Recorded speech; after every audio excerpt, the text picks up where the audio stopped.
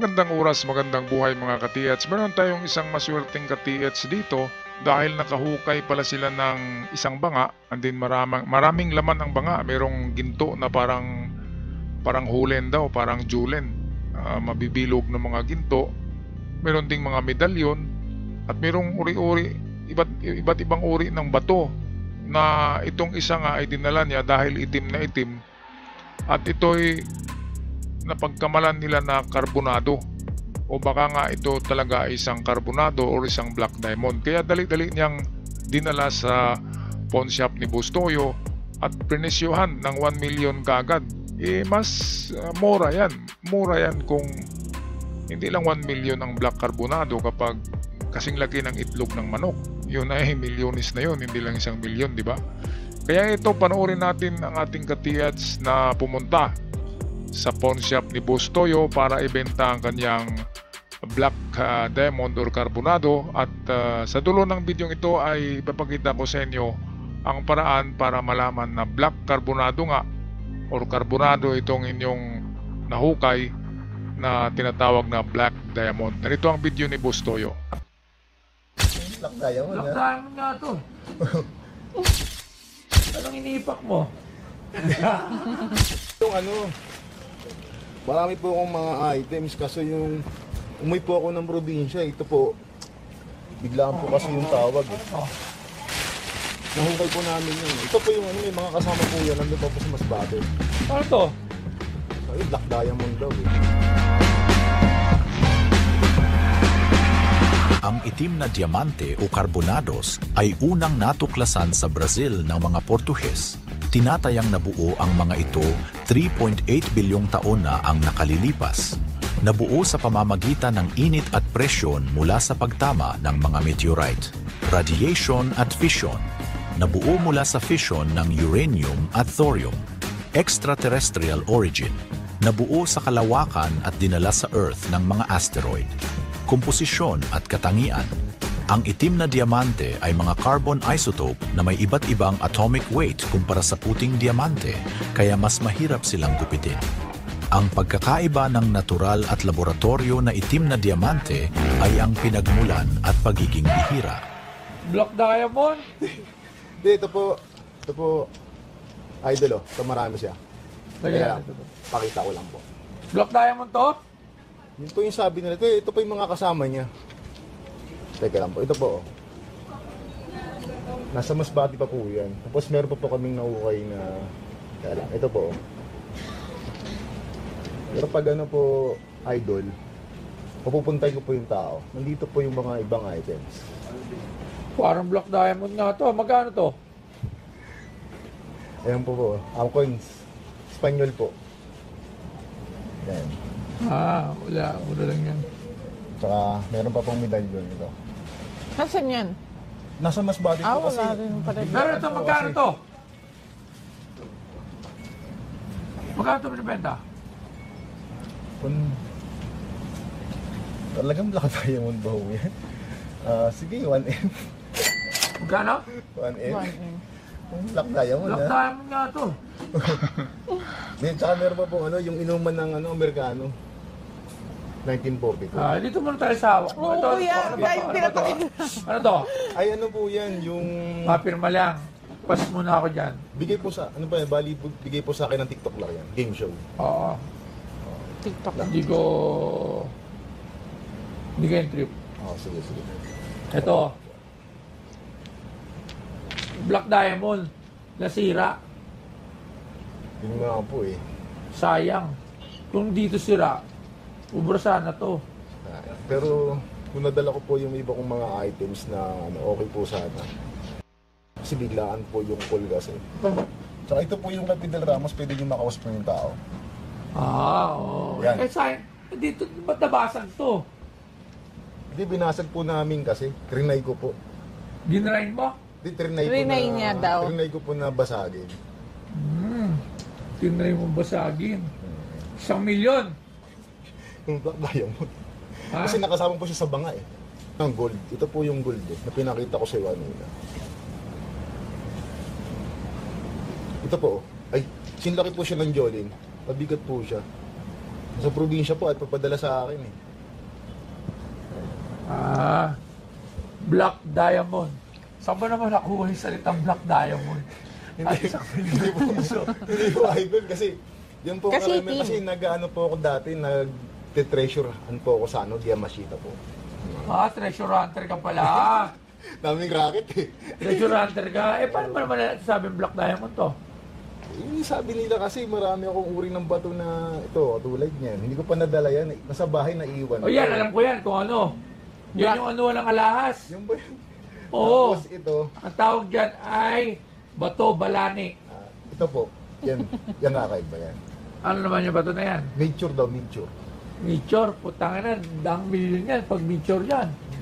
Ito yun po yung ano nila eh, sabi ko, tinawagan ako ngayon eh, hindi ko dahil. Eto, magkano last price mo rito? Hindi kayo na lang po mag-presyo yun, idol. Kung ano talaga yung ano nyo. 5 piso. Okay, so ito yung mahirap kapag hindi natin sure kung black diamond yung binenta natin eh. Kasi pwede rin tayong maloko. Pwedeng bilhin ni Bustoyo yan ng 100 eh. Pero baka naman talagang black diamond. Ang black diamond, ang pag-testing niyan ng madalian ay ihulog nyo lang sa isang balding tubig. Kukuha kayo ng kasing laki niya na bato at tingnan mo kung alin sa dalawang bato ang mabilis na lumubog. Yung black carbonado ba o yung bato na isa. At kapag yung black diamond na sinasabi mo na bato na carbonado ay mabilis na lumubog, so mabigat ang kanyang density, ibig sabihin pwede nga siyang diamond. Ngayon, pangalawa niyan ay ang paghinga. Hingaan mo lang siya at nababasa siya ng fog galing sa bibig mo, galing sa bunganga. Ang carbonado ay madaling matuyo yung fog galing sa bunganga. Halimbawa, yung example yung sunglass, di ba? Yung ating mga sunglass ay hihingaan natin and din natin pupunasan. Ganun yun. Ang black carbonado ay madaling matuyo kapag hiningaan. Pangatlo ay heat test. Sunugin nyo lang ng nasa 5 minuto. Sunugin nyo sa kandila o lighter o gasol. And then bigla mong isawsaw sa tubig.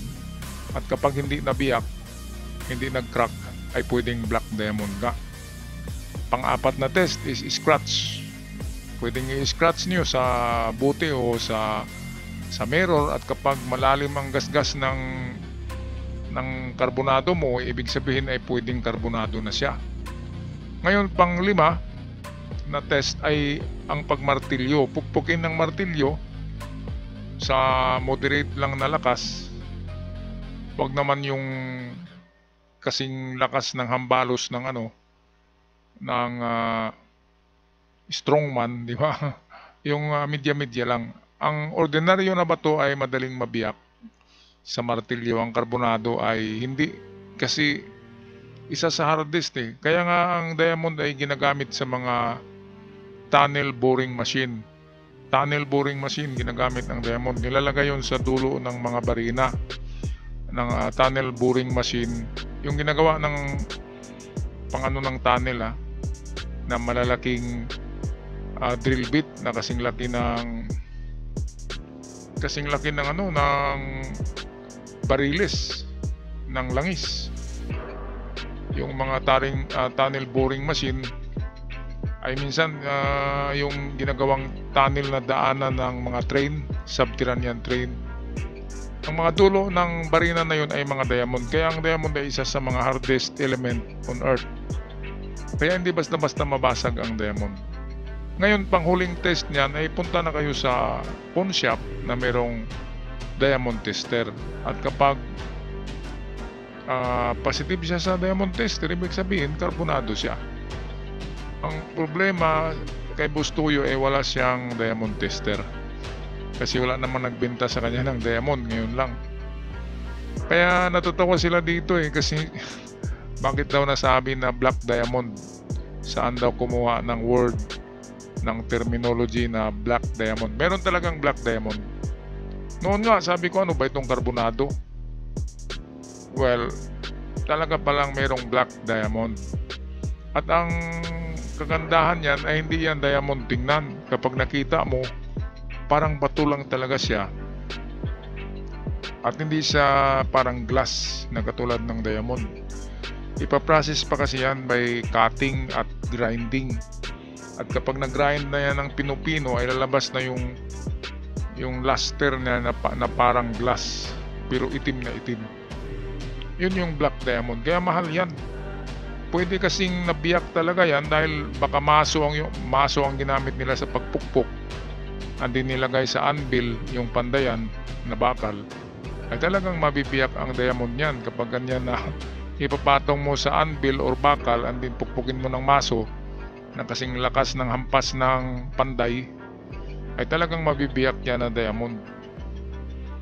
So pwedeng diamond ganyan kasi nakalagay sa banga at may kasama siyang medalyon at mga bilog-bilog na ginto, sabi nitong ating ka-TH.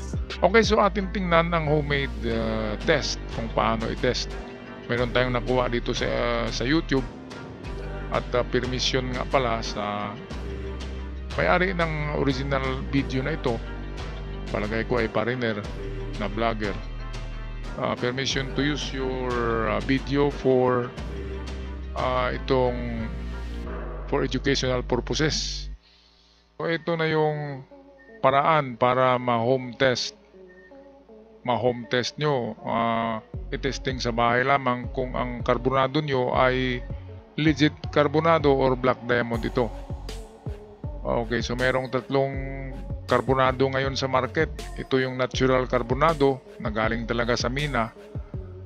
Meron ding treated at merong ginawa lang sa laboratory. Lahat ng mga yan ay kapag ilagay sa tester ay lalabas na diamond talaga. Pero dalawa yan ay gawa lang ng tao. Yung isa ay gawa ng kalikasan. So unang paraan ay ilaglag ito sa tubig.